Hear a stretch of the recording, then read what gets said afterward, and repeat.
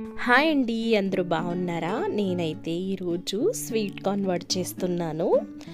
Evening స్నాక్స్కి అయితే చాలా బాగుంటుంది అండ్ పిల్లలు ఇష్టపడి తినే స్నాక్ ఐటమ్ ఇది. ఒకసారి ట్రై చేసేయండి. ఇలా చేస్తే చాలా క్రిస్పీగా వస్తుంది వడ అనేది. ముందుగా 2 స్వీట్ కార్న్లు తీసుకున్నాను నేను. దానిలో పచ్చిమిరకాయలు, అల్లం వెల్లుల్లి వేసి బాగా మిక్సీ పట్టి పక్కన పెట్టుకొని దాంట్లో ఆనియన్, అలాగే కొత్తిమీర, కరివేపాకు, బియ్యపిండి, శనగపిండి, సరిపడినంత సాల్ట్ వేసుకొని బాగా కలుపుకోండి. కలిపిన తర్వాత కూడా వాటర్గా ఉండకూడదు, గట్టిగా ఉండాలి.